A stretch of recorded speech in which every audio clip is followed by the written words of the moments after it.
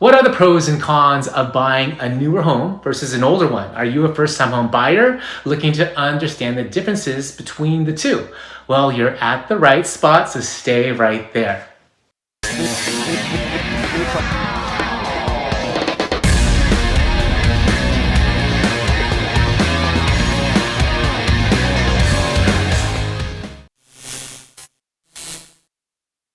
Welcome back. My name is Dale Corpus with eXp Realty. I'm a realtor in the Tri-Valley area in the East Bay of the San Francisco Bay Area, and I post videos every Friday about all things real estate. So today's video is maybe not relevant to you, but it's definitely relevant to here in the San Francisco Bay Area and probably a lot of other places. So here what we have is a mixture of older homes built in the 60s, 70s, 80s, and usually a mixture of good areas and not so good areas, but there are exceptions, obviously.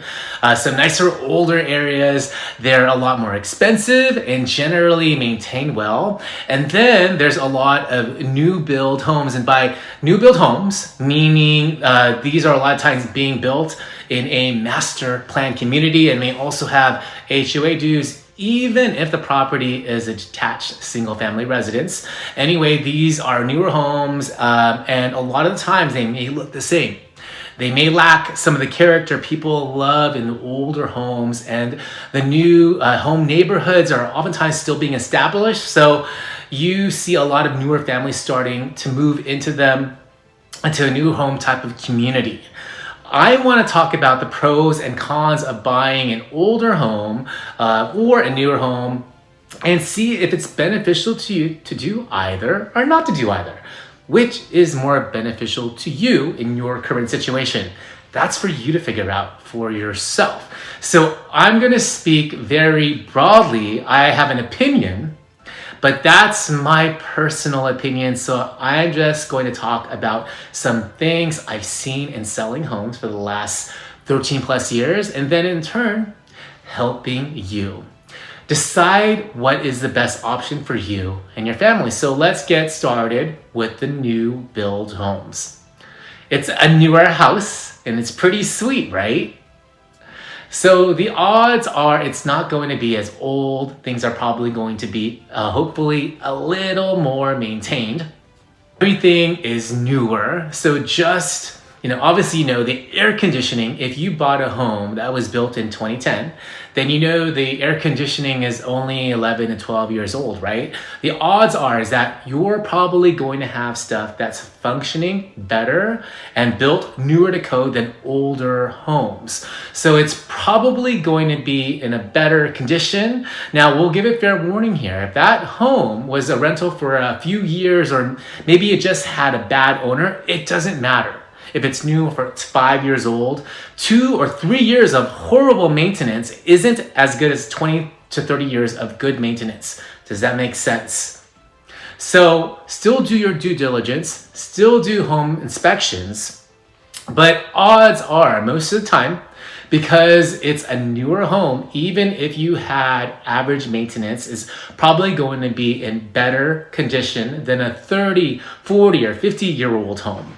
I kind of mentioned it before, but another pro is that builder standards were a lot better when that house was built. Now, there's a lot of new builds with stucco that are like in the late 90s, but most of them here, especially in the San Francisco East Bay, like San Ramon and Dublin, are built in like the 2000s, right? So if it's a newer home and it has stucco, then it probably got built with the newer building codes, meaning that a lot of stuff. For example, I know it sounds kind of a crazy example, but in 1978, they passed a law where they weren't allowing lead-based paint anymore because obviously lead-based paint wasn't good. It could poison kids, not really good at all. So basically, anything before that was built prior to 1978 has lead-based paint at one point in time. This is a super outdated ruling, but however, buying a house in 2005, for example, you'll have peace of mind knowing that it never had lead-based paint. Electrical work is probably even better. The plumbing is probably better material, so keep that in mind. Some builders are kind of cheap, so just make sure to verify that things are good with an inspector, but odds are the building standards were better, so you're probably going to have things that are more up to code. You usually kind of see it, but you usually won't see things like crazy add-on stuff like patios being enclosed, carports being closed in homes that are newer because, well, number one, they don't allow them, and two, they're already built really nice, so there's no room to build extra rooms and whatnot. And another pro of a newer home is that because it's not so old, you probably have a more clear chain of ownership, so you probably are going to have a better idea of the history of the house and what's been done to it.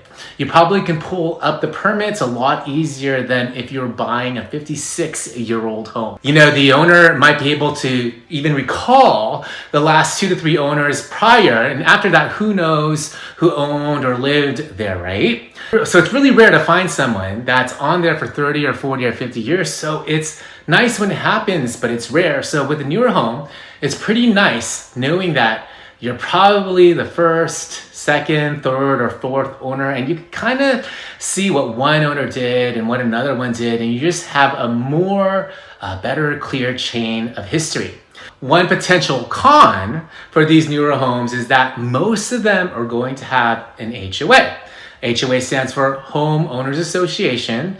So the fact of the matter is, I guess a con would be that you are going to have to buy it with an HOA, and that's because most of these builders after 2000, I don't know, what year, but they said if we're going to build this new development, we're going to attach an HOA to it to make sure to preserve the value, all that good stuff. So if you don't like an HOA, you don't like paying the monthly fee, you think they're a waste of money, a waste of time, you probably don't want to go for a new build, but keep watching the video. I think we have some good points for pros and cons of it, so you shouldn't just bash it.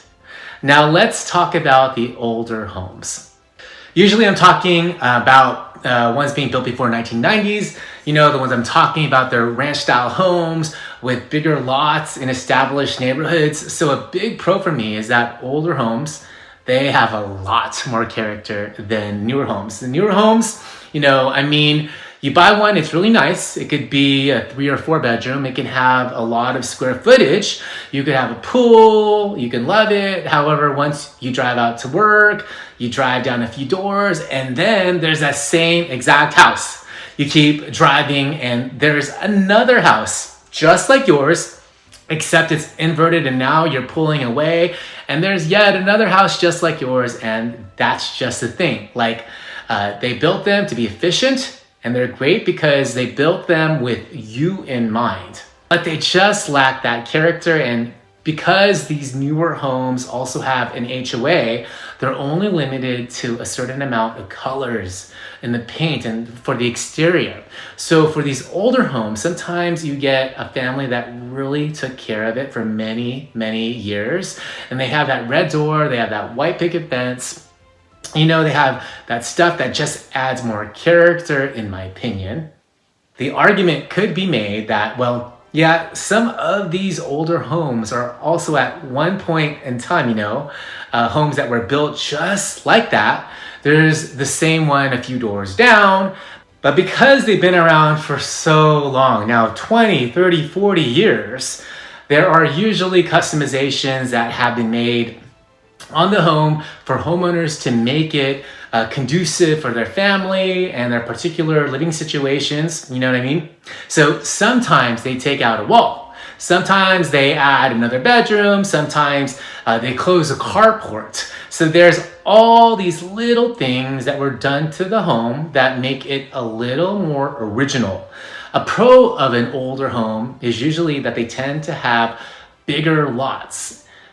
These newer homes, newer builder tract homes are, all built within a square, and they're built very efficiently, and they do have some yard, and there's still some corner lots that have a way bigger yards. Old homes, they had tract homes too, but most of the time they're bigger, and you're going to find wider lots, bigger lots. You're going to find that a third of an acre, quarter acre, homes. which is harder to find a newer build. So you have a potential to buy a bigger yard. So this is a pro to me, but obviously if you don't need a bigger yard, it wouldn't matter to you. And a pro, of course, not having an HOA is great because it means you can customize that home. It can also be a con, I guess, because say you had an owner that went crazy and decided to paint your door pink and red polka dots, then you have to deal with that. The fortunate part of that is because you're an owner, you can do things you want. You can put that white picket fence. You can paint your door red with pink polka dots as well. And of course, a very clear con is it's an older home, so you're not really going to know the history very clearly. Who knows how many times this home has been remodeled, what has gone through the history of it. Maybe you'll be lucky to find an owner that's on title for 30, 40, 50 years, but odds are you're going into it as a 10th, 15th owner, and you don't know what's going to happen. You're going to be able to find what the previous owner knows, but that's about it. And because it's an older home, 80s, 70s, 60s, 50s, or whatever, you're probably going to have to deal with the fact that it has older materials. I've sold a lot of homes sometimes where it's an older home. The wiring in the house is still aluminum, which is more susceptible to fire.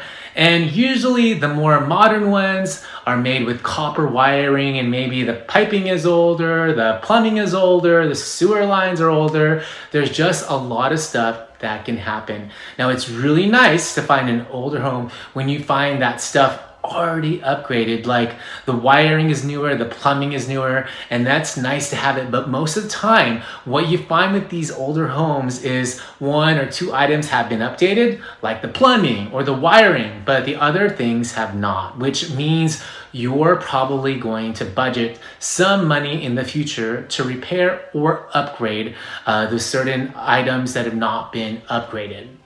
So this is part of the reality of buying an older home. So that's my pros and cons for it.